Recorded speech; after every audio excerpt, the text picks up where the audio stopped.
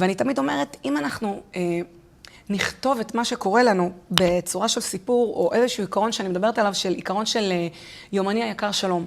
אם אנחנו רגע לוקחים איזושהי סיטואציה, וכותבים אותה רגע, אפילו בצד, כמו רגע של יומני היקר שלום, ורק מורידים את המילה, את המשפט יומני היקר, יש לנו כבר איזשהו סיפור שאנחנו יכולים לשתף אותו. ברוכים הבאים ל-Linkfluencers, הפלטפורמה שמארחת את כל מומחי הלינקדין של מדינת ישראל.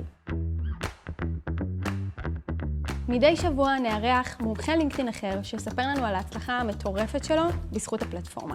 יהיה כיף, תעקבו.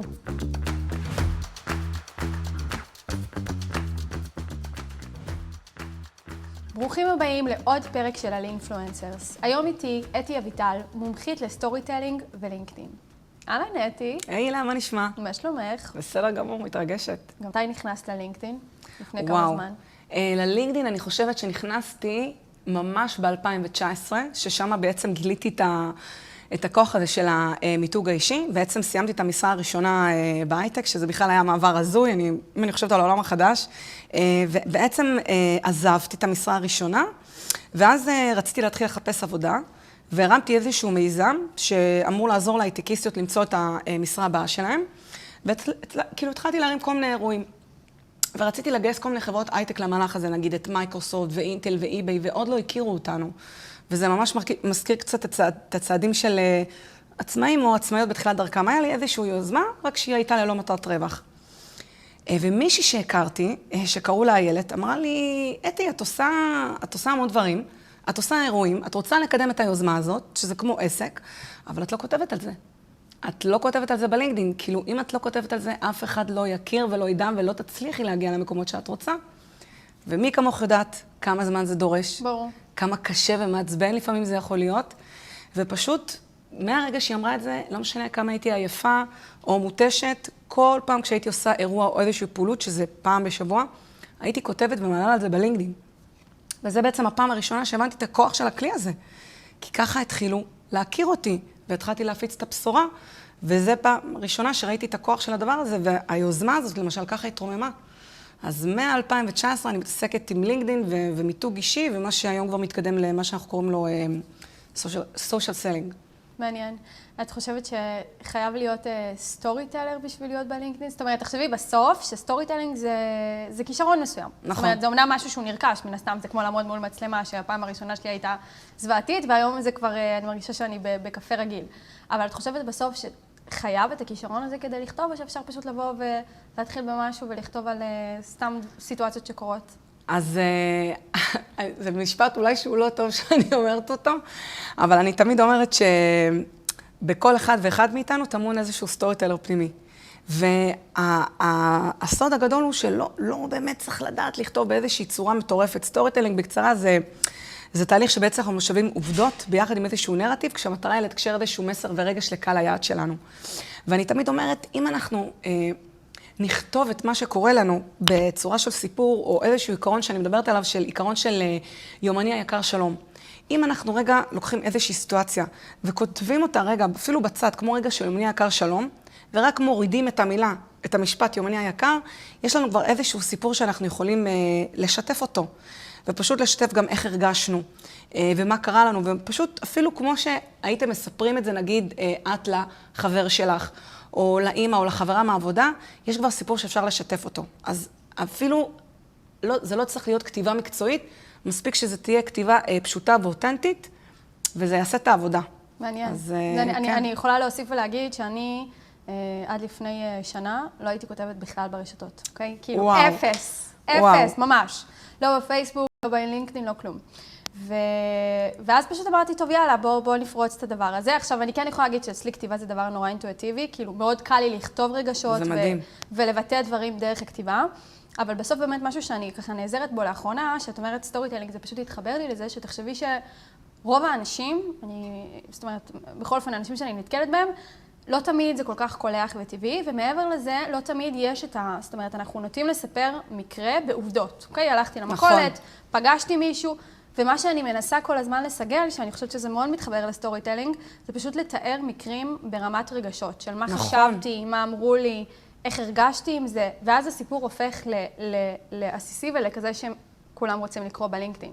אז בסוף אני חושבת שלינקדאין זה ממש שילוב של כל מה שאת אומרת, של בואו תספרו ממש ברמה הפרקטית היומיומית מה קורה לכם. אמנם צריך תמיד לקחת את זה יותר לנישה המקצועית ולשמור פה על איזשהו ערך שנותנים. זה לא כאילו פוסט על כל דבר שהוא לא קשור זאת אומרת, תמיד יש עדיפות לעולם העסקים, אבל בסוף זה להביא באמת את הסיפור ולנסות להכניס בו כמה שיותר רגש. שזה עולם שלם, וברגע שעושים את זה ומתרגלים את זה, זה מרתק. איך את מלמדת את הדבר הזה? זאת אומרת, עכשיו את מגיעה לחברות, איך זה עובד? אז קודם כל זה בעיקר עם סדנאות, יש גם הרצאות וגם סדנאות, ואני פשוט מלמדת את הכלי הזה של הכתיבה. ואנחנו ממש מתנסים בו. זאת אומרת, אני גם עוברת איתם על כל מיני מקרי בוחן ועל כל מיני פוסטים. אני נותנת דוגמה של פוסט שלי, שמלפני כמה שנים, שאת ממש דיברת את זה, הנושא של הרגש, סתם כתבתי אני תמיד נותנת את הדוגמה הזאת על איזשהו פוסט שכתבתי עליו שחיפשתי עבודה, והגעתי להתראיין לאיזשהו רעיון, והרגשתי משהו לפני שהגעתי לרעיון, ובסוף גיליתי שאני יכולה להתמיין לאיזושהי משרה מאוד מדהימה. והפוסט הזה, שהוא היה גם פוסט מאוד קצר, אם מסתכלים עליו ככה, אני תמיד מביאה אותו כדוגמה, אני קוראת לו הפוסט האריה והחתול, והוא פשוט הגיע מעל 43,000 צפיות, כמעט 2,000 לייקים, עם איזה 19 שיתופים, ואז לא הבנתי מה קרה, למה הוא התפוצץ, ואז כשנמרה להם את הפוסט הזה, אני נמרה להם שבאמת על פניו הפוסט הזה הוא נורא פשוט, גם שוב, אין כתיבה מקצועית, והפוסטים שבאמת הם מצליחים, זה לא כתיבה מקצועית, זה כתיבה ממש אינטואיטיבית, כתיבה פשוטה של אנשים, כמו שאנחנו היינו מספרים את זה למישהו. אבל אני מראה שבעצם סיפרתי משהו מהחיים המקצועיים, בגלל זה גם היה רלוונטי ללינקדין, אבל סיפרתי גם מה הרגשתי. סיפרתי שנורא חששתי מהסיטואציה והרגשתי נורא קטנה ולא משמעותית לפני, אבל אחרי זה הרגשתי הרבה יותר משמעותית, וגם השארתי איזושהי שאלה פתוחה לקהל, אז אני גם עוברת איתם על פוסטים, על כל מיני דוגמאות, ואנחנו ממש מתנסים בכתיבה. אנחנו מתחילים לחשוב, מה שפותחים את עיקרון יומני היקר שלום, ואומרת להם, תנסו רגע לחשוב, מה קרה לכם השבוע, אולי משהו קרה לכם היום, אולי קרה משהו לפני חודש, או דברים שהולכים לקרות לכם בעסק, או הרבה פעמים כשהם מלווה שכירים, מה קורה לכם בעבודה. והם בוחרים במקרה, והם צריכים לכתוב את זה. וזה לא פשוט. יש לנו איזשהו רבע שעה, חצי שעה, הם מתחילים לכתוב על זה, הם מתחילים ממש להשתמש במשפט, כי תמיד ההתחלה היא קשה. איך אני מתחיל את הפוסט? אז אני אומרת להם, תתחילו ממש כמו יומני יקר שלום, ואז אנחנו רואים כמו קסם, מורידים את המשפט, ופתאום יש להם פוסט. מסתדר, כן. פתאום הפוסט מסתדר, ואחר כך מסתכלים על זה, אומרים, רגע, אולי נתחיל מהאמצע, אולי פה נקצר, אולי פה אפשר להאריך, אבל ברגע שנותנים רגע להקיע את זה בפעם הראשונה, וגם ככל שיותר עושים את זה, בטח את יכולה להגיד את זה גם מהניסיון שלך. ברור. שכשאת עושה את זה כבר שנה, זה קצת כמו חדר כושר. ככל שנתמיד בכתיבה, המחסומים האלה יותר יישברו ויהיה לנו יותר קל... לגמרי. יהיה לנו יותר קל לעשות את זה. נכון. תשמעי, בסוף אני חושבת שזה גם מן הסתם תלוי ימים, תלוי תקופות, זאת אומרת, לא תמיד את קם בבוקר, נכון. והכתיבה קולחת ואינטואיטיבית, והרבה פעמים דווקא אני חושבת שאני יכולה להגיד על עצמי, שהיה לי תקופות שלצורך העניין היה יותר מאתגר בעסק, ודווקא אז שהיה לי המון על מה לכתוב לכאורה, כי כאילו המון דברים התנהלו שם בתוך הראש, והמוח לא הפסיק לספר לעצמו סיפורים, אבל בפועל לכתוב את זה היה מאוד קשה. נכון. אז אני חושבת שגם לתקופות האלה בסוף אפשר לתת איזשהו גיבוי של להכין, שכן נחה הרוח וכן יש השראה להכין איזה מאגר של פוסטים ככה מראש ללינקדין, ואז לשחרר אותו באמת בהתאם לזמנים שפחות זורם וקולח לנו. או שאולי יש לך גם עוד איזה שהם טיפים ככה לזמנים שבהם הרוח לא... מה שאת אמרת זה נכון, וזה גם קורה לי. בגלל זה אני אומרת, שווה גם לתעד את מה שקורה, כי גם אם לא תצליח לכתוב את זה באותו רגע, הכל זה הזדמנות לייצר תוכן. אז למשל, סתם, אני זוכרת שעכשיו, אם אני חושבת על זה, זה היה כבר כמעט אולי לפני שנה יכול להיות, מישהו פנה אליי ורצה להביא את השירות שלי כמתנה לאשתו.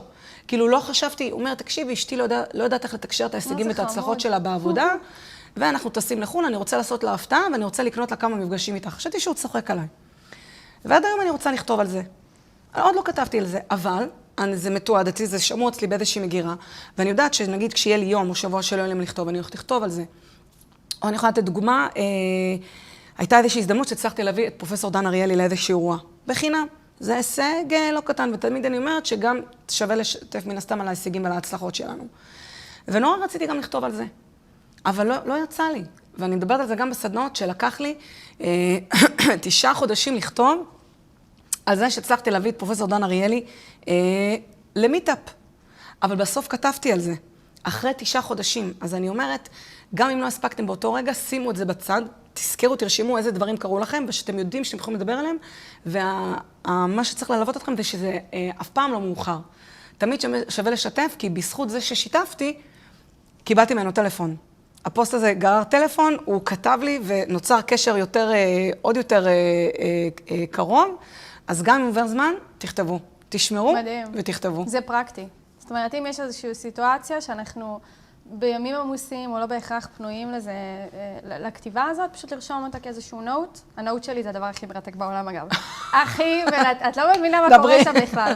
יש שם החל מכאילו מה אני אמורה לקנות בסופר פארם, עובר למה אני אמורה לעשות מחר, וכאילו באמת, שילוב מטורף.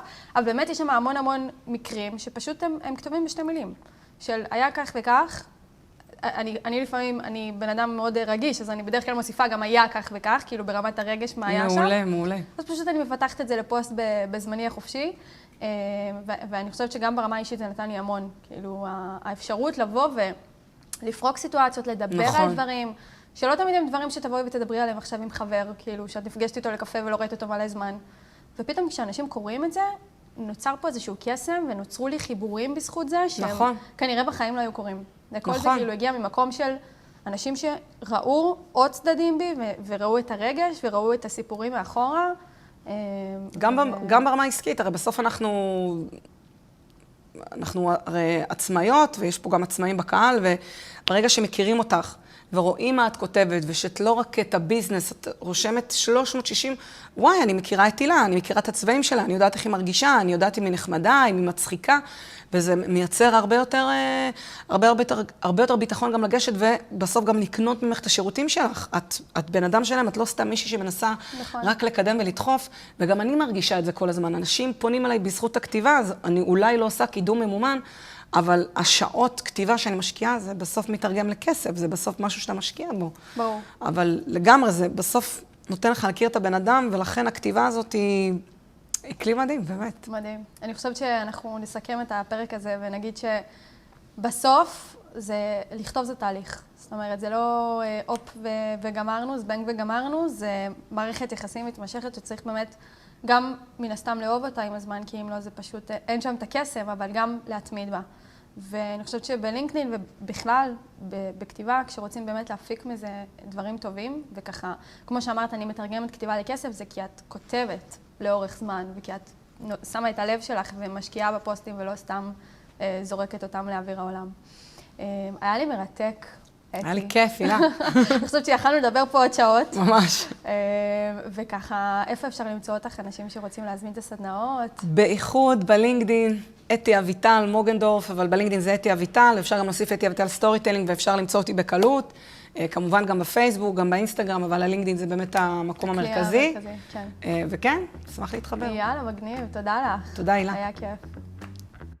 תודה שהייתם איתנו בעוד פרק של הלינפלואנסרס. איתי הייתה אתי אביטל המוכשרת, שאם אתם עדיין לא עוקבים אחריה, לכו תעשו את זה ממש עכשיו. תישארו כמובן מעודכנים לעוד פרקים נוספים, כי יהיה מרתק.